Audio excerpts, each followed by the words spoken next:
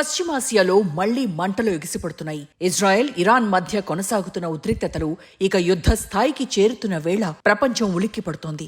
ఈ నేపథ్యంలో అమెరికా పాత్రపై అనేక ప్రశ్నలు తెరపైకొచ్చాయి. మిత్రదేశానికి అండగా నిలబడిన అమెరికా ఇప్పుడు వెనక్కి తగ్గిందా? గర్వంతో మాట్లాడే అమెరికా ఇరాన్ ధైర్యానికి తలవంచిందా?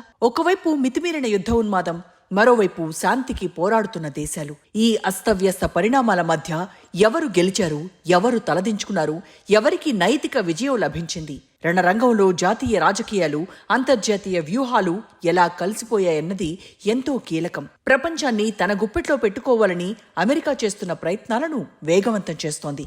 టారిఫ్స్ వార్ తర్వాత ప్రపంచం తాను చెప్పినట్టుగా నడుచుకుంటుందని ట్రంప్ భావించాడు. అంతేకాదు, తన మాట కాదంటే ఆ దేశాల మనుగడ సాధ్యం కాదని హెచ్చరించాడు. కొన్ని దేశాలపై 100% సుంకాలంటూ బెదరగొట్టాడు. ఎవ్వరిని వదిలిపెట్టనని, తనకు అమెరికా మాత్రమే ముఖ్యమన్నాడు. అదే సమయంలో అమెరికాతో సహా తనకు ఇజ్రాయెల్ కూడా అంతే ముఖ్యమని చాటాడు. అమెరికా వర్సిటీల్లో యూదు వ్యతిరేకతను కంట్రోల్ చేస్తానంటూ ప్రపంచ ప్రసిద్ధి చెందిన యూనివర్సిటీలను రాచి రంపాన పెట్టాడు. మిత్రదేశాల మెప్పు పొందేందుకు ఏదైనా చేస్తానని చెప్పే ట్రంప్ తాజాగా పశ్చిమాసియాలో ఇజ్రాయెల్ ఆగడాలకు మొదట్నుంచి మద్దతు తెలుపుతూ వచ్చింది. తొలుత గాజాలో విధ్వంసం, ఆ తర్వాత లెబనాన్, సిరియా ఇలా ఒక్కొక్క దాడి చేస్తూ వచ్చినా అమెరికా చూస్తూ ఊరుకుంది. అదే సమయంలో ఇరాన్ విషయంలో ఏదైనా తేడా వస్తే బాక్సులు బద్దలవుతాయని ఇజ్రాయెల్ను హెచ్చరిస్తోంది. అయితే యూద్ లాబీయింగ్ స్ట్రాంగ్ కావడంతో అమెరికా ఇరాన్ అణు కేంద్రాలపై బాంబులు వేసింది. యుద్ధాన్ని పీక్కు తీసుకెళ్తానంటూ ట్రంప్ బీరాలు పలికిన కొన్ని గంటల్లోనే రెండు దేశాలు సీజ్ ఫైర్ కు ఆమోదం తెలిపాయని, యుద్ధాన్ని ఇక అంతం చేస్తానన్న ప్రచారాన్ని ప్రారంభించగా ఖతార్పై ఇరాన్ చెప్పి దాడి చేయడం మొత్తం యుద్ధంలో గేమ్ చేంజర్ పరిణామంగా చూడాల్సుంటుంది. ఎవరు ఎవరిని కంట్రోల్ చేస్తారు, ఎవరిపై ఎవరు పెత్తనం చేస్తారన్న విప్లవ కవి భావజాలాన్ని పూర్తిగా పశ్చిమాసియా పరిణామాలు నిరూపించాయి. 4 బాంబులు వేసి తమ చేతిలో ఓటమి తప్పదని తీవ్రవాద మూకలకు చెప్పినట్టుగా ఒక సార్వభౌమాధికార దేశాన్ని తన ఆధీనంలోకి తెచ్చుకోవడం అసాధ్యమని తాజా ఉదంతం అమెరికాకు చాటితే, ఎక్కడైనా యుద్ధం చేసుకోగాని బలమైన దేశంతో యుద్ధం చేస్తే దబిడి దిబిడేనని ఇజ్రాయెల్కు అర్థమైపోయింది.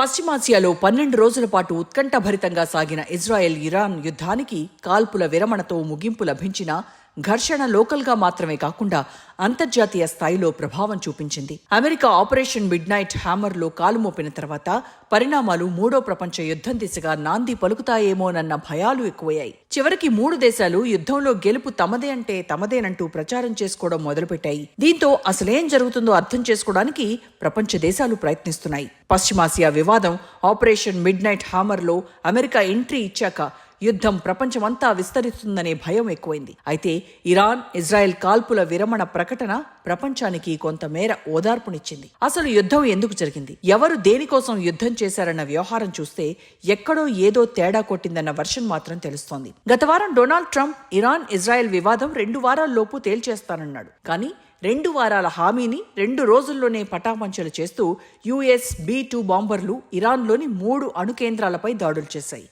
ఈ దాడితో ఇరాన్ తమకు సరెండర్ అయిపోతుందని ఆ దేశం భావించింది. అయితే అలా జరగలేదు. ఇరాన్ ఖతార్లోని అమెరికా అల్ ఉదీద్ వైమానిక స్థావరంపై బాంబు దాడులు చేసింది. దీంతో ఇది ఇప్పుడప్పుడే అయ్యేలా లేదని అమెరికాకు తెలిసింది. ఇప్పుడు ఖతార్, ఆ తర్వాత మరో దేశంపై ఇరాన్ దాడులు చేస్తోందని, అమెరికా స్థావరాలను టార్గెట్ చేస్తోందని పెద్దన్నకు అర్థమైపోయింది. ఖతార్పై ఇరాన్ దాడి తర్వాత ఇరు దేశాలు డీల్కు అంగీకరించాయని ట్రంప్ చేసిన ప్రకటన మొత్తం వ్యవహారంలో కొత్త ట్విస్ట్ ఇచ్చింది. ఈ పరిణామాన్ని కూడా ఎవరికి వారు తమదే విజయమన్న అభిప్రాయాన్ని ప్రపంచవ్యాప్తంగా ప్రచారం చేసుకోవాలని ప్రయత్నిస్తున్నారు. ఇరాన్ అణు సామర్థ్యాన్ని చిత్తు చేశామని అమెరికా, ఇరాన్ అహంకారాన్ని దెబ్బతీశామని ఇజ్రాయెల్, అమెరికా, ఇజ్రాయెల్ లాంటి శక్తులను తట్టుకొని నిలబడ్డామని ఇరాన్. పెద్దెత్తున ఎవరి వాదనను వారు ప్రముఖంగా చెప్పుకోవచ్చు. 3 దేశాల్లోని ప్రచార యంత్రాంగం ఇప్పుడు తమ విజయాలను ఏకరువు పెట్టడానికి ఓవర్ టైం పనిచేస్తున్నాయి.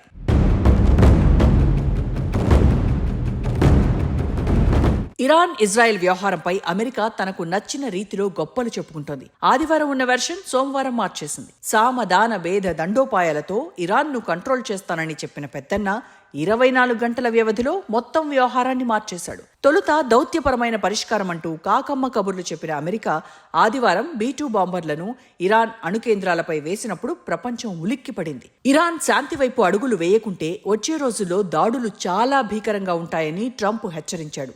ఇరాన్ అణు వ్యవస్థలను కంప్లీట్గా ధ్వంసం చేశామని పెడబొబ్బలు పెట్టాడు. అణు కేంద్రాల వద్ద తీవ్రమైన నష్టం జరిగిందని అమెరికా అధికారులు చెబుతున్నా గ్రౌండ్ రియాలిటీ తెలియడానికి కొన్ని రోజులు పడుతుంది. ఈ మొత్తం వ్యవహారంలో తాము ఇన్వాల్వ్ అయితే అది అసలుకే ఎసరని కూడా అమెరికాకు తెలుసు. భౌగోళిక రాజకీయాన్ని లెక్కల్లోకి తీసుకుంటే దీర్ఘకాలిక యుద్ధం అమెరికాకు, డొనాల్డ్ ట్రంప్కు రాజకీయానికి సవాలేనని మేధావులు భావించారు. అమెరికా ఎప్పుడూ యుద్ధాలు చేయాల్సిన దుస్థితి గత పాలకుల నిర్ణయాలతో కలిగిందని పదే పదే ట్రంప్ చేసిన ప్రకటనలకు తాజా యుద్ధం విఘాతం కలిగిస్తోందన్న అనుమానం కూడా ట్రంప్లో కలిగింది. మాజీ అధ్యక్షులను తిట్టిపోసిన ట్రంప్ యుద్ధం వేస్ట్ అంటాడు. ఏదైనా ఫైనాన్షియల్గా వెళ్లాలంటాడు. దేశంలో ప్రజాదరణ తగ్గకుండా చూసుకోవడానికి ప్రయత్నిస్తాడు. అందువల్ల ఇరాన్ ఖతార్లోని అమెరికా స్థావరంపై దాడి చేసిన తర్వాత ఆసక్తికరంగా హెచ్చరిక తర్వాత ట్రంప్ తిరిగి దాడి చేయకూడదని నిర్ణయించుకున్నాడు. ఇరాన్ దాడి తర్వాత అమెరికన్లు ఎవరూ గాయపడలేదని, ఎటువంటి నష్టం జరగలేదని చెప్పడం ద్వారా తాను అమెరికన్లకు నష్టం కలిగించడం లేదన్న ఫీలింగ్ స్వదేశంలో తీసుకెళ్లగలిగాడు. ఇరాన్పై తమకు ద్వేషం లేదన్నాడు. దాడులు చేయబోతున్నట్టుగా ముందుగానే సమాచారం ఇచ్చినందుకు ఇరాన్కు ధన్యవాదాలు చెప్పాడు. ట్రంప్ తాను శాంతిని స్థాపించగలనన్న భరోసాను కలిగించాడు. దేనికైనా సమర్థుడన్న భావనను కలిగించాడు. బాంబు దాడులతో అమెరికన్లు రగిలిపోతున్నారన్న విషయాన్ని తెలుసుకున్నాక యుద్ధం వల్ల కలిగే లాభాలను చెప్పాలనుకున్నాడు. మొత్తం వ్యవహారంలో అమెరికా ఒక్కరంటే ఒక్క సైనికుణ్ణి కోల్పోలేదని, యుద్ధంలో పైచేయి సాధించిందన్న అభిప్రాయాన్ని హైలైట్ చేశాడు. శాంతికి తామే కారణమని, తమ మధ్యవర్తిత్వం కారణంగానే మొత్తం సీన్ విన్ విన్ సిచ్యువేషన్ దిశగా అడుగులు పెట్టిందంటాడు.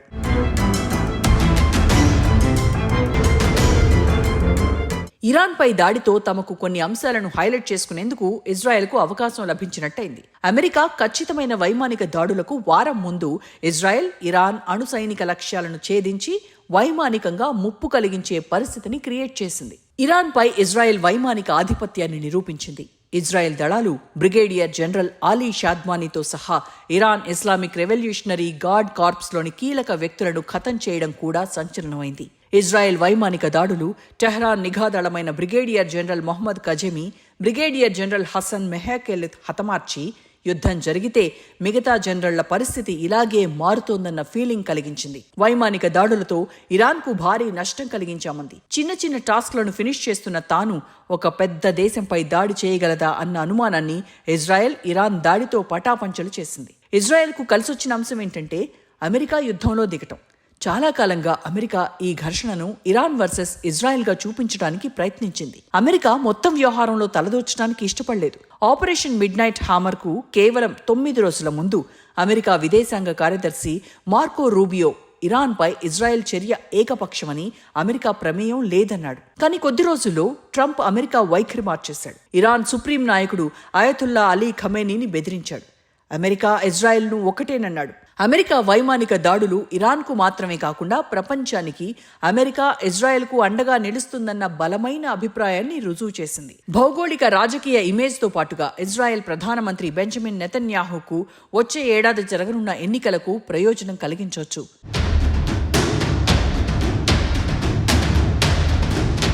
అంతిమంగా ఈ మొత్తం వ్యవహారంలో అమెరికా ఇజ్రాయెల్ గురించి పక్కన పెడితే శత్రువు ఎంత పెద్దోడైనా పారిపోరాదన్న స్పృహను ఇరాన్ ప్రపంచానికి చాటి చెప్పింది. ఇరాన్ పోరాట పటిమ చరిత్రలో నిలిచిపోతుంది. అమెరికా వైమానిక దాడులు ఇరాన్ను క్లిష్ట పరిస్థితుల్లో నెట్టేసినా ధైర్యంగా నిలబడాల్సిన ఆవశ్యకతను చాటాయి. ముళ్ళును ముళ్ళుతోనే తీయాలన్న లాజిక్ ఇక్కడ వర్కౌట్ అయింది. ప్రతీకారం తీసుకోవాల్సి వచ్చింది. కానీ ప్రత్యర్థి ప్రపంచంలోనే అత్యంత శక్తివంతమైన దేశం.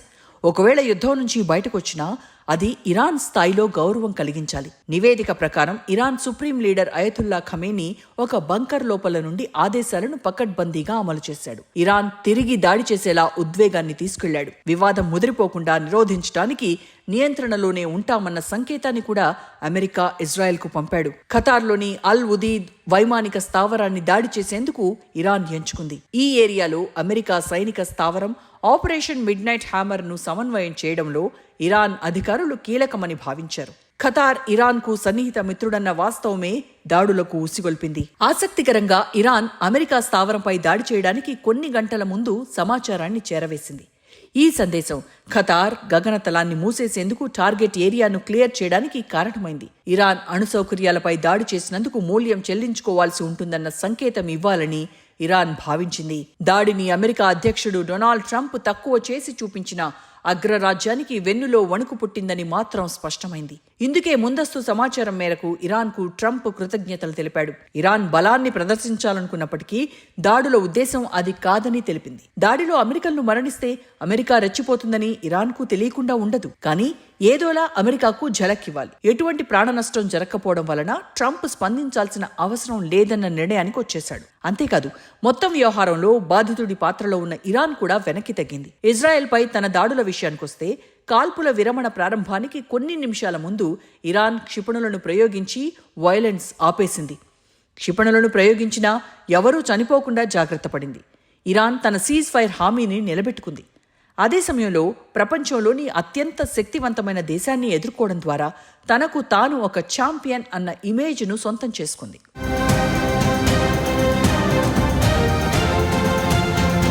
మొత్తంగా ప్రపంచాన్ని పెద్దన్న పాత్రలో ఉండి ముందుకు నడిపించాల్సిన అమెరికా దుందుడుకు చర్యలతో అభాసు పాలవుతోంది.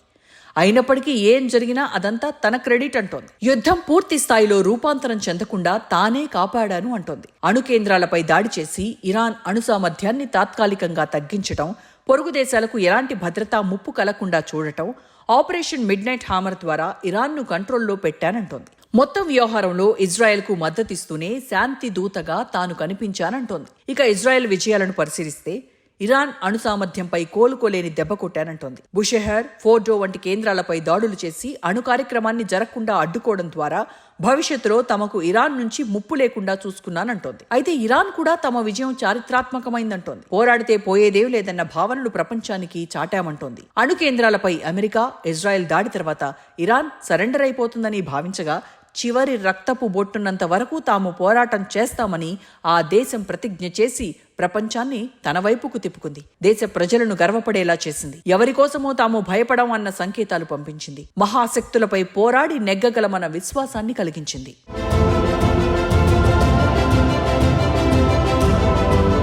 పశ్చిమాసియాలో కాల్పుల విరమణ స్వాగతించదగింది. ఈ ప్రాంతంలో చాలా కాలంగా కొనసాగుతున్న యుద్ధం ఆర్థిక, భౌగోళిక, రాజకీయ పరిణామాల గురించి ఆందోళన చెందుతున్న ప్రపంచ శక్తులకు ఉపశమనం కలిగించింది. కానీ ఇది ఎప్పుడు ఎలాంటి టర్న్ తీసుకుంటుందోనన్న అనుమానం కూడా ఉంది. ఇరాన్ అణు సౌకర్యాలు తీవ్రంగా దెబ్బతిన్నాయని అమెరికా పేర్కొంటుండగా ఇరాన్ దీన్ని ఖండిస్తోంది. ఈ వివాదం ఇరాన్ తన అణుశక్తిని పెంచుకోవడానికి ఆప్షన్స్ ఇచ్చినట్టుగా కూడా భావించాలి. ఒక పక్కన పాకిస్తాన్, మరోవైపు నార్త్ కొరియా, ఇంకా చెప్పాలంటే రష్యా, చైనా రెండూ కూడా ఇరాన్కు సాయం చేసే దేశాలుగా ఉంటాయి. అవసరమైతే మందిని పంపించి కూడా అన్ని సెట్ చేస్తామని నార్త్ కొరియా అధ్యక్షుడు కిమ్ లాంటి వాడు కూడా ఆఫర్ ఇవ్వచ్చు. ఇక యూరోపియన్ దేశాలు ఇరాన్లో యురేనియం నిల్వలకు ఏం జరిగిందో తమకు ఖచ్చితంగా తెలియదన్నాయి. అంతిమంగా కాల్పుల విరమణ ఉపశమనం కలిగించినప్పటికీ అనేక ప్రశ్నలు మిగిలే ఉన్నాయి. 3 దేశాలు చర్చల కోసం తిరిగి వస్తారని, దౌత్యం శాశ్వత శాంతిని నెలకొల్పుతుందని ప్రపంచం ఆశిస్తోంది. ఈ ఘర్షణలో యుద్ధ విజయం కన్నా